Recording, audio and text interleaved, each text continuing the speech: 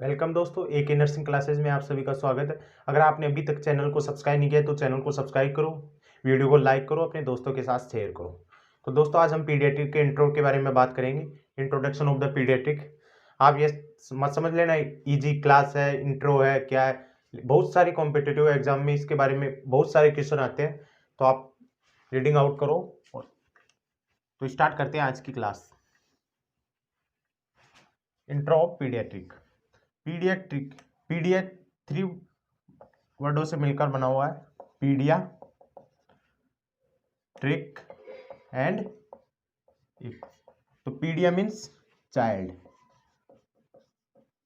Word में definition है इसकी। ट्रिक्स मीन्स ट्रीटमेंट,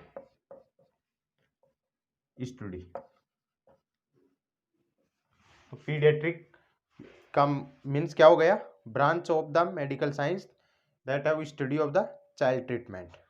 तो इसकी डेफिनेशन देख लेते हैं। Definition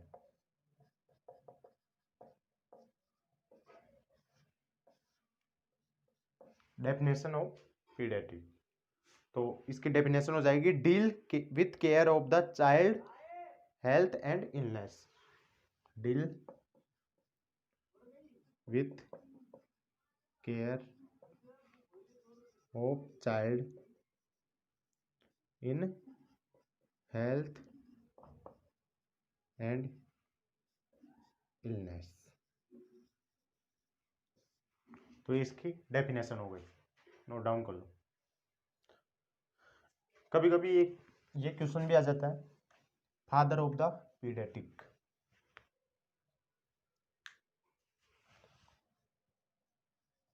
father of paediatric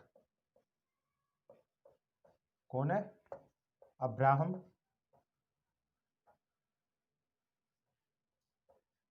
Jacobi. Abraham Jacobi को फादर ऑफ द पीडियाट्रिक। अब इसमें पीडियाट्रिक में किस प्रकार से केयर प्रोवाइड की जाती है चाइल्ड की, वो पढ़ेंगे हम। तो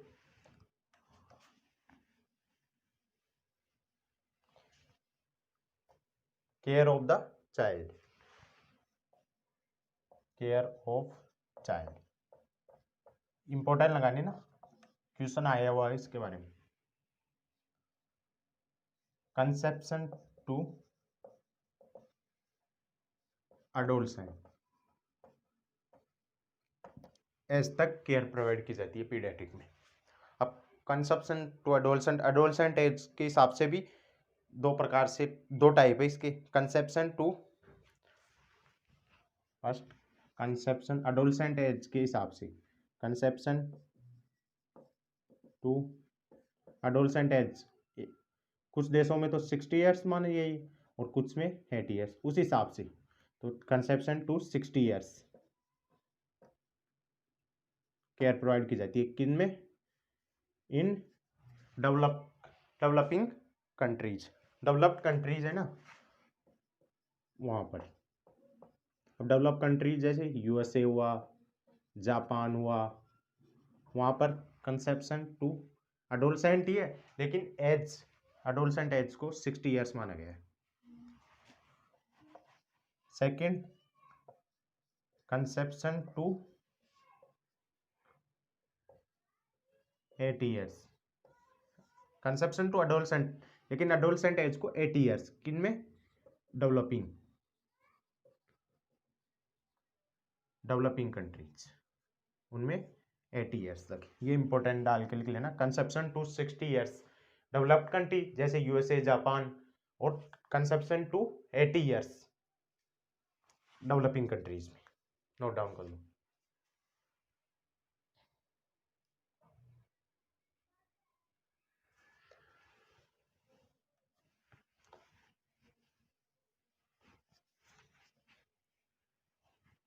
पीडियाट्रिक इंट्रो ऐसे समझकर वो मत कर देना, बहुत इंपॉर्टेंट क्लास है, बहुत सारी एग्जामों में क्वेश्चन आते हैं इसके बारे में। अब है type of care provide child. Child को कितने टाइप में केयर प्रोवाइड की जाती है? 4 टाइप। पहला प्रिवेंटिव,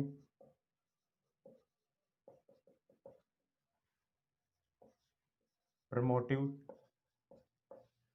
डिजीज से बचाव किया जाए, हेल्थ का प्रमोट किया जाए, डिजीज कंडीशन को क्यूरेटिव, एंड लास्ट रिहेबिलिटेटिव।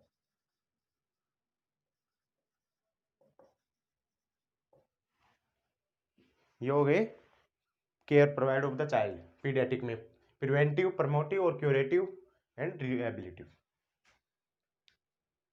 अब स्टडी ऑफ पीडियाट्रिक। तो study of paediatric baby mother के वोम में है, वहां से और उसके जन्म तक पूरा पीडियाट्रिक को 2 स्टेजों में बांटा गया है। एक मदर के वोम में है, पेट में है, वो इंट्रा यूटेराइन, और बर्थ के बाद या जन्म हुआ है उसके बाद एक्स्ट्रा यूटेराइन। तो stages of paediatric.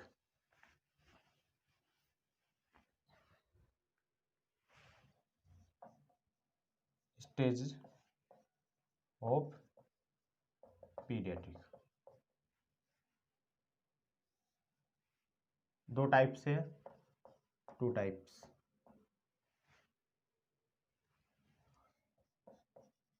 Intra uterine, और बेबी का बर्थ हो गया, जन्म हो गया, उसके बाद एक्स्ट्रा यूटेराइन। तो ये स्टेजेस ऑफ पीडियाट्रिक 2 स्टेज है, intra uterine and extra uterine. तो intra uterine before birth, birth से पहले, and extra uterine after birth.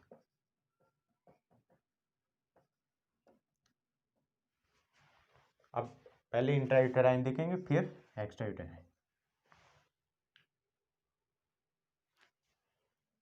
तो पहले देख लेते हैं intra uterine. Intra uterine birth से पहले, बेबी का जन्म नहीं हुआ उससे पहले, तो 0 to 2 वीक्स क्या बोला जाता है? जाइगोट। जाइगोट इंपॉर्टेंट है, नोट डाउन कर लेना आप। 2 से 8 वीक, 2 से 8 weeks embryo, and 8 to 40 weeks या बर्थ हो बेबी की बर्थ होने से पहले क्या बोला जाता है उसको? फीटस। ये इंट्रायूटेराइन हुआ। अब पढ़ेंगे extra uterine life. Note down कर लो आप।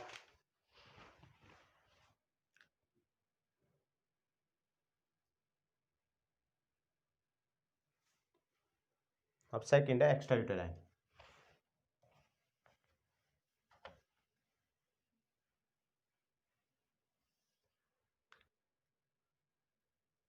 Extra uterine line second.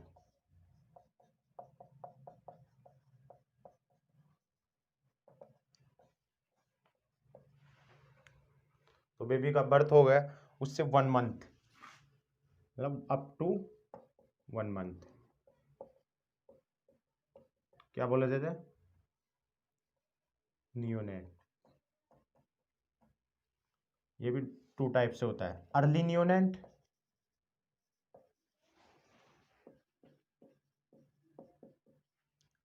And let neonate.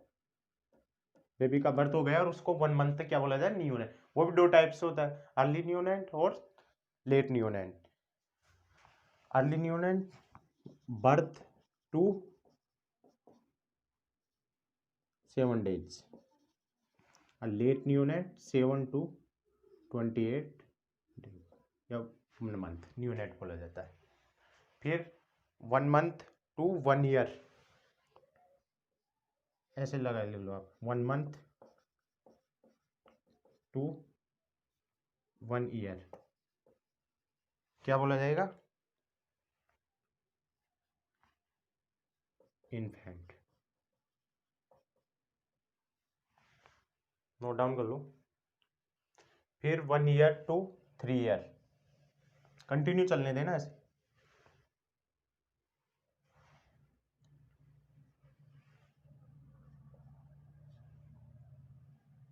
1 year to 3 year, क्या बोला है, टोडलर स्टेजेज है पीडियाट्रिक की।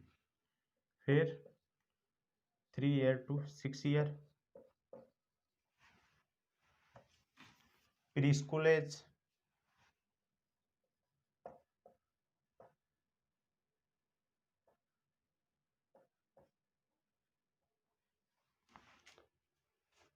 Three to 6 year, pre school 6 to 12, 6 to 12 year, school age. और फिर 12 to 8 ईयर, क्या, अडल्ट एज। अब ये 80 वीक्स 80 ईयर डबल, इसमें दो टाइप से आप समझ जाओगे ऐसे तो। 60 ईयर डेवलप्ड कंट्रीज में और 80 ईयर डेवलपिंग कंट्रीज में। तो आप यही लिख लो अभी तो 12 से 18 वर्ष तक अडोल्ट हैं। तो ये स्टेजेज हो गई पीडियाट्रिक की। स्टेजेज ऑफ पीडियाट्रिक दो प्रकार से बांटा है, इंट्रायूटेराइन और एक्स्ट्रायूटेराइन। इंट्रायूटेराइन में पढ़ लिया पहले, फिर एक्स्ट्रायूटेराइन ये देख लिया। अब पढ़ेंगे हेल्दी न्यूबॉर्न के sign of the healthy newborn. Extra uterine को एक बार फिर से मैं रिपीट कर देता हूँ।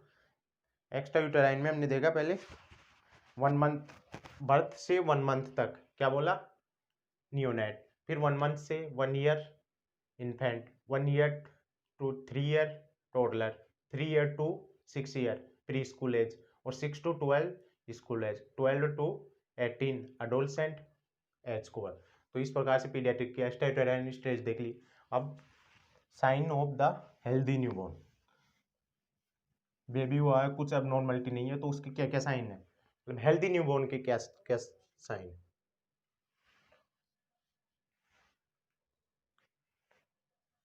साइन ऑफ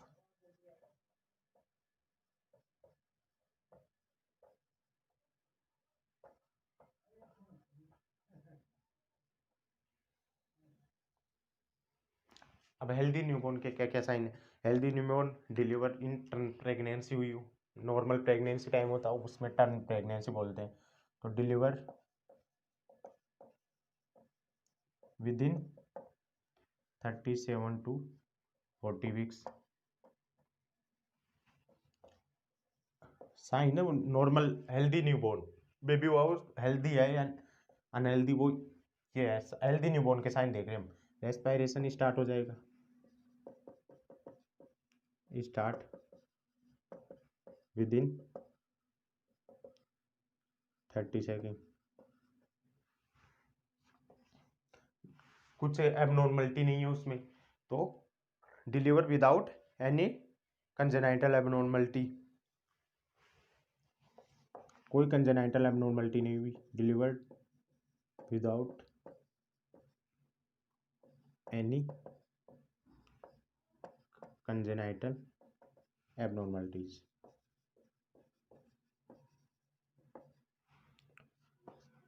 और नॉर्मल वाइटल स्टैटिक्स और नॉर्मल पैरामीटर हो उस बेबी की। Deliver with normal parameter,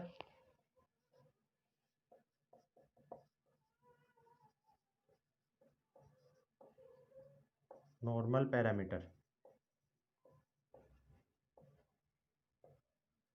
and vital statics. अब नॉर्मल पैरामीटर क्या है, नॉर्मल वाइटल स्टैटिक्स क्या है, वो रीडिंग करेंगे हम। तो हेल्दी न्यूबॉर्न के साइन सिम्टम देख लो आप।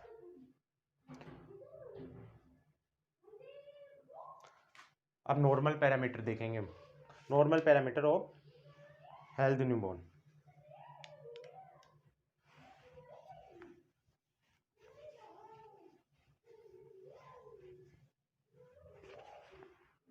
पहले वेट देखेंगे कि नॉर्मल पैरामीटर नॉर्मल वेट कितना होता है, फिर हाइट देखेंगे, मिड आर्क सरकमफेरेंस देखेंगे, सब भी चीज़ें मतलब नॉर्मल पैरामीटर देखेंगे।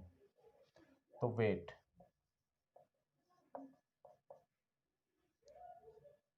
कितना होता है नॉर्मल, 2.5 to 3.9। सटीक जो आप पूछे आपको क्वेश्चन में, तो आप 2.9 बता देना। ये तो एवरेज है 2.5 to 3.9, सटीक 2.9 kg। अगर 3.9 से अधिक होगा तो मैक्रोसोमिया हो जाएगा, जो कि एबनॉर्मल कंडीशन है। मैक्रोसोमिया 3.4 kg से अधिक होने पर मैक्रोसोमिया। तो नॉर्मल वेट कितना होता है, 2.5 to 3.9, सटीक 2.9। फिर देखेंगे हाइट, सेकेंड नॉर्मल पैरामीटर देख रहे हैं हम। हाइट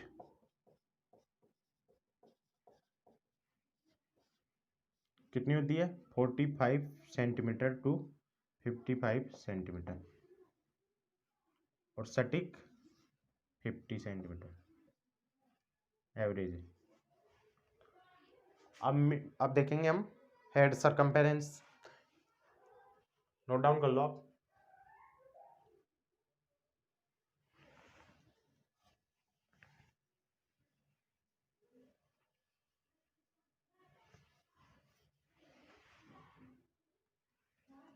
हेड सरकमफेरेंस,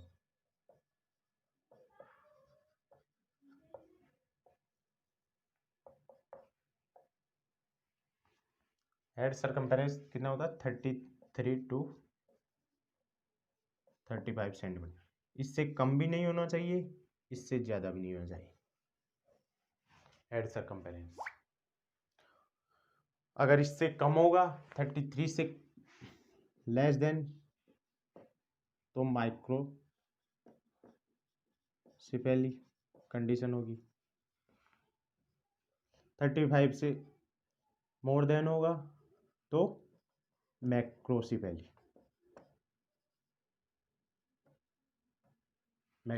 हो जाएगी। और मैक्रोसिपेली एक एबनॉर्मल कंडीशन है जो किसको इंडिकेट करती है, हाइड्रोसिफेलस को। तो नोट डाउन कर लो, फिर मैं बताता हूँ आपको, नोट डाल के लिख लेना।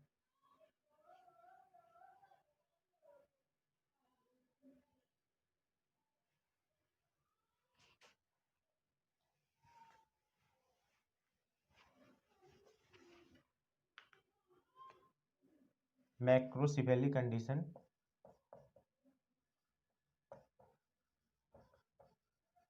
किसको इंडिकेट करती है, हाइड्रोसिफेलस।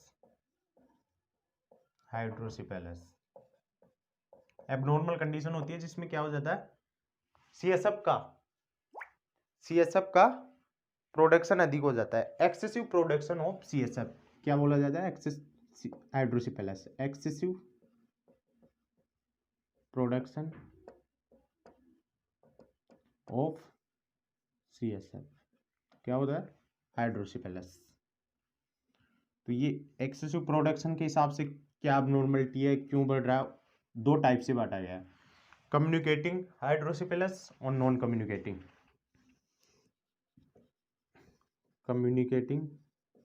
पूरा टॉपिक है हाइड्रोसिफेलस, लेकिन अभी पीडिया का इंट्रो है तो थोड़ा बहुत बता देता हूँ मैं आपको। Communicating and non communicating.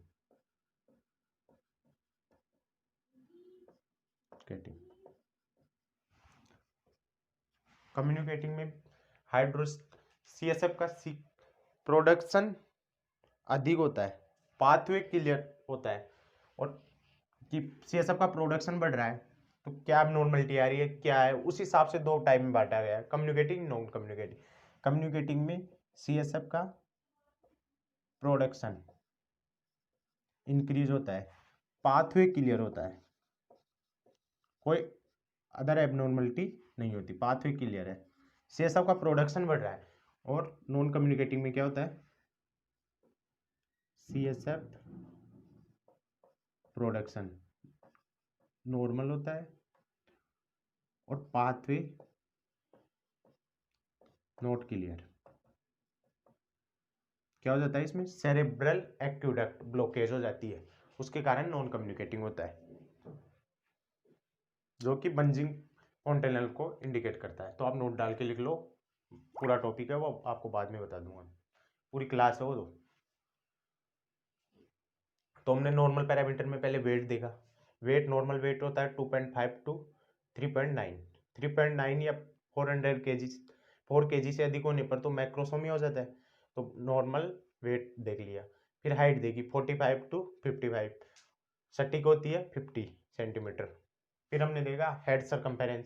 Head circumference में दो कंडीशन होती है। हेड सरकमफेरेंस 33 टू 35, इससे ज़्यादा भी नहीं हो, 33 से कम भी नहीं हो, 35 से ज़्यादा भी। 33 से कम होगा तो माइक्रोसेफेली, 35 से ज़्यादा होगा मैक्रोसेफेली। मैक्रोसेफेली किसको इंडिकेट करती है? हाइड्रोसेफेलस। हाइड्रोसेफेलस क्या होता है? सीएसएफ का एक्सेसिव प्रोडक्शन ऑफ सीएसएफ। वो भी दो प्रकार से होता है, कम्युनिकेटिंग, नॉन कम्युनिकेटिंग। कम्युनिकेटिंग में क्या होता है? सीएसएफ का प्रोडक्शन ही बढ़ रहा है, पाथवे में कोई दिक्कत नहीं है, पाथवे क्लियर है। नॉन कम्युनिकेटिंग में सीएसएफ का प्रोडक्शन नॉर्मल है, सीएसएफ का पाथवे क्लियर नहीं है, क्या हो जाता है? सेरेब्रल एक्वेडक्ट ब्लॉकेज हो जाती है। तो हम ये 30 हो गया नॉर्मल पैरामीटर। अब देखेंगे हम चेस्ट सरकमफेरेंस। तो chest circumference fourth type normal parameter में, फोर्थ।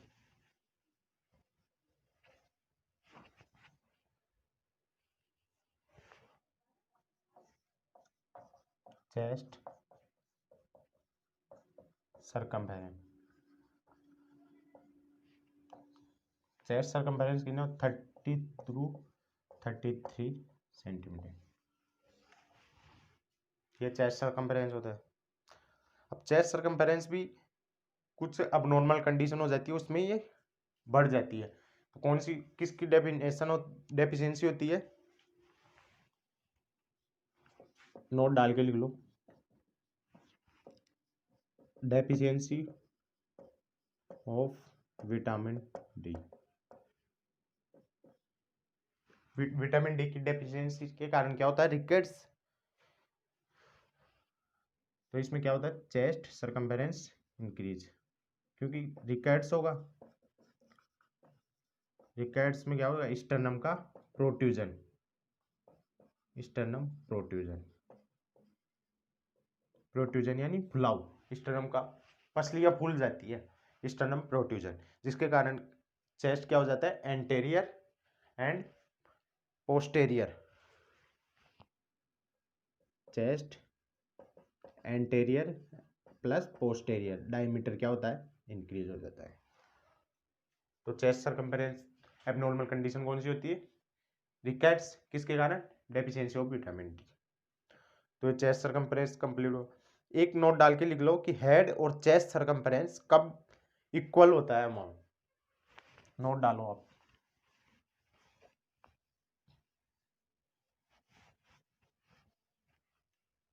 हेड सरकमफेरेंस कितना देगा था? नोट डालो।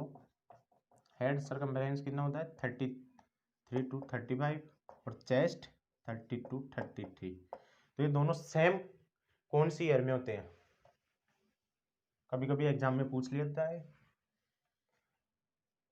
हेड सरकमफेरेंस, चेस्ट सरकमफेरेंस कितना?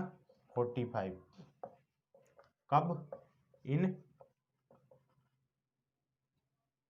चेस्ट सरकमफेरेंस कब होता है? 1 ईयर। 1 ईयर, बच्चा जब 1 साल का होता है तब हेड सरकमफेरेंस और चेस्ट सरकमफेरेंस इक्वल हो जाता है। तो ये याद रख लेना। फिर हम देखेंगे पांचवा, mid arm circumference. Normal parameter देख रहे हैं, continue fifth type mid arm circumference.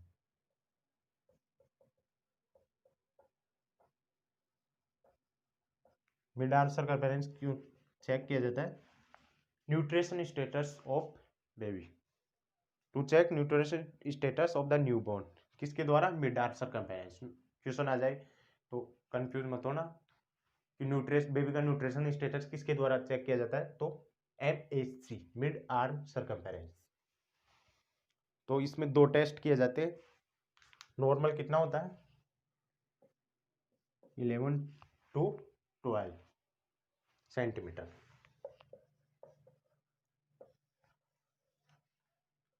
Mid arm circumference. अभी कम हो रहा है तो भी एबनॉर्मलिटी है, और बढ़ रहा है तो भी एबनॉर्मलिटी है। और ये किसके द्वारा चेक किया जाता है? दो टेस्ट होते हैं, बेंगल टेस्ट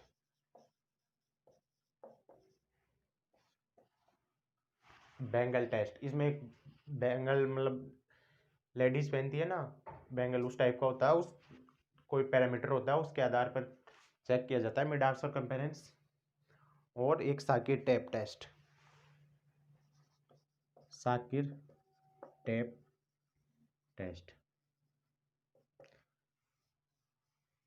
टेप होती है, उसमें रेड, येलो, ग्रीन, तीन कलर होते हैं। रेड होता है तो माल न्यूट्रिशन की कंडीशन बहुत सीवियर होती है। वो किस आधार पर चेक किया जाता है? इसको एक्रोनियम स्टार्ट किया जाता है, एक्रोनियम प्रोसेस, और नीचे अल्नारबोन, और उनके इक्वल अमाउंट के द्वारा आधार पर MS mid arm circumference check किया जाता है। आप तो अभी ये नॉर्मल याद कर लो, इतना आगे याद करने की जरूरत नहीं है, इंट्रो ही है, आएगी ये फुल प्रोसेस समझा, पूरी क्लास है इनकी। तो अभी तो नॉर्मल नॉर्मल बातें बता देता हूँ आप। तो ये नॉर्मल पैरामीटर हुए कंप्लीट।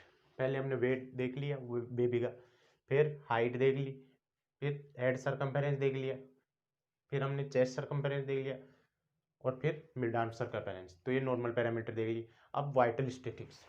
अब वाइटल स्टैटिक्स में क्या आ जाएंगे? ब्लड प्रेशर आ जाएगा, टेम्परेचर, या वाइटल स्टैटिक्स में देख लेंगे normal vital statics.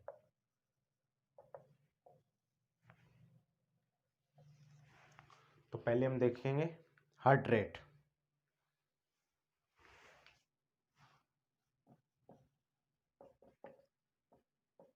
Heart rate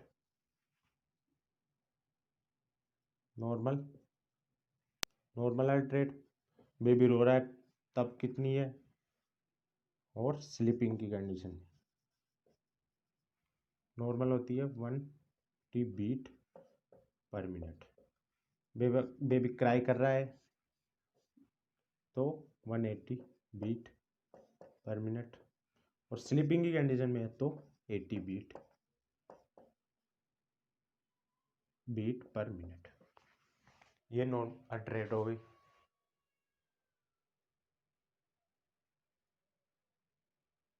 फिर रेस्पिरेशन देखेंगे।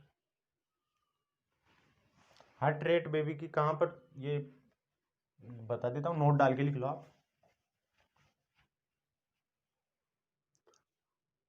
नोट डाल लो एक।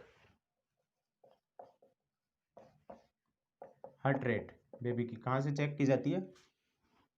Fourth intercostal, fourth intercostal space के द्वारा। दो रिब्स के बीच में जो स्पेस होता है उसे इंटरकोस्टल स्पेस बोला जाता है, फोर्थ इंटरकोस्टल या एपिकल पल्स। इसमें चाइल्ड में। अडल्ट में कहाँ पर की जाती है? अडल्ट का तो पता होगा ना आपको, फिफ्थ इंटरकोस्टल स्पेस। चाइल्ड में फोर्थ इंटरकोस्टल, और एडल्ट में फिफ्थ इंटरकोस्टल मसल से हार्ट रेट चेक की जाती है। अब देखेंगे रेस्पिरेशन। नॉर्मल रेस्पिरेशन रेट कितनी होती है? 30 to 60 beat breath per minute, और एवरेज 40 ब्रीथ। तो अब रेस्पिरेशन देखेंगे। वाइटल स्टैटिक्स में पहले हार्ट रेट देख ली, अब रेस्पिरेशन देखेंगे second number.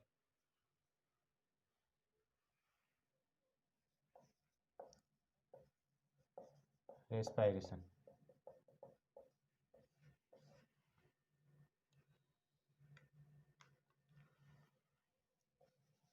30 to 60 breath per minute, average static 40 breath per minute. Vital statics में हमने पहले हार्ट रेट देख ली, अब रेस्पिरेशन। अब आगे टेम्परेचर देखेंगे। टेम्परेचर होता है बेबी का 36.5 टू 37.5 डिग्री सेल्सियस। तीसरा नंबर है, थर्ड नंबर टेम्परेचर।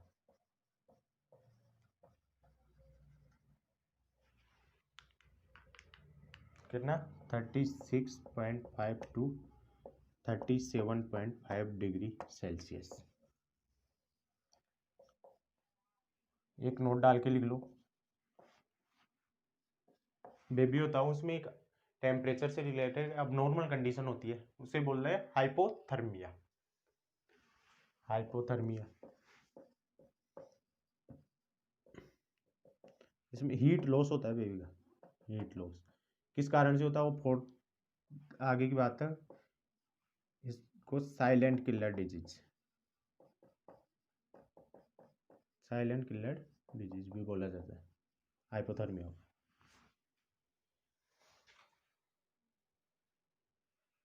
ये आफ्टर बर्थ का कॉम्प्लिकेशन है टेम्परेचर से। अब blood pressure, hot type, hot vital statics, blood pressure.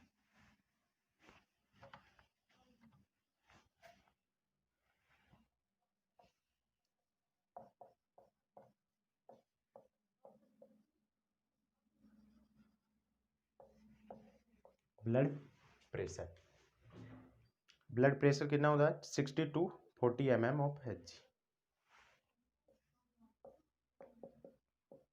40 60 to 40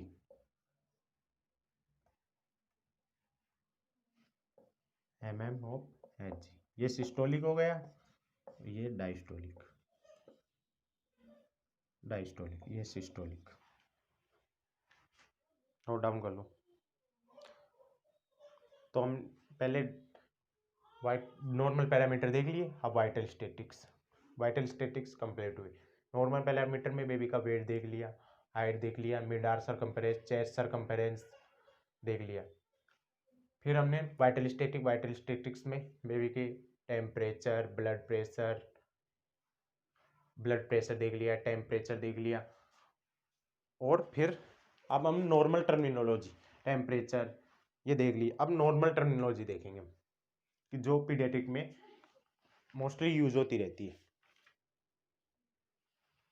तो नॉर्मल टर्मिनोलॉजी में पहली हेडिंग डाल लो आप। वैसे अपना टॉपिक कंप्लीट हो गया, लेकिन 2-4 टर्मिनोलॉजी है वो देख लेते हैं, फिर फिनिश करेंगे। लाइव बर्थ, एक है लाइव बर्थ। बेबी को जब माँ से सेपरेट किया जाता है फर्स्ट टाइम पर, और जब उसमें लाइव एविडेंस या रेस्पिरेशन, ब्लड प्रेशर देखा जाता है, लाइव एविडेंस मतलब रेस्पिरेशन चल रहा है या नहीं चल रहा, तो हार्ट रेट चल रही है नहीं चल रही, तो उसको बोला जाता है लाइव बर्थ। तो when child separate to mother seen live evidence like respiration and heart rate, उसको क्या बोला जाता है लाइव बर्थ। सेकंड है still birth.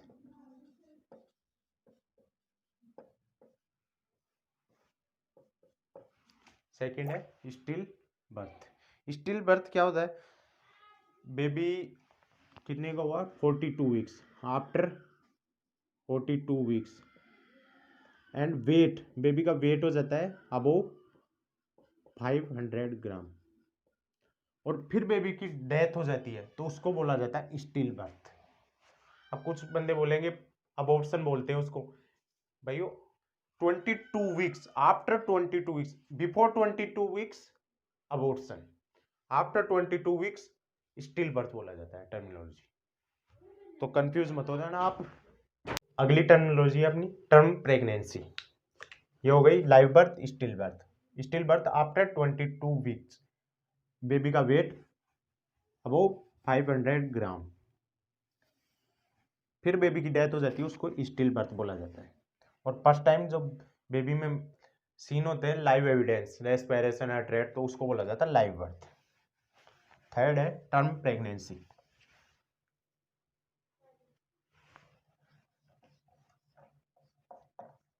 Term pregnancy, term pregnancy किसको बोला जाता है? Birth baby deliver with 37 to 42 weeks. 37 से 42 वीक्स के बीच में बेबी डिलीवरी होती है तो उसको टर्म प्रेगनेंसी बोला जाता है। अब 37 से पहले हो जाए तो वो प्रीटर्म हो जाएगा, 42 वीक्स के बाद में हो तो उसको पोस्टर्म बोला जाता है। तो देख लेते fourth, preterm, before baby delivery, before 37 weeks. पोस्टर्म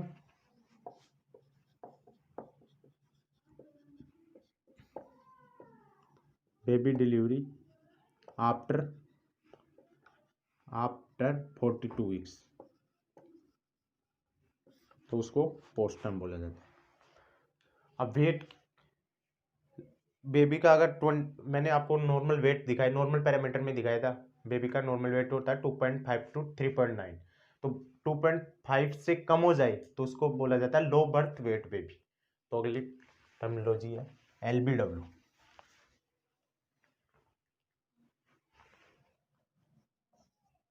low birth weight baby. किसको? 2.5 से कम, तो बिलो 2.5, बिलो 2.5 kg, तो उसको बोला जाता है low birth weight baby, below 2.5। फिर है very low birth weight baby, मतलब उस 7 नंबर पे है low birth weight baby, very low birth weight baby. Below कोई बेबी है वो 1.5 kg से भी वेट कम है तो उसको very low birth weight baby.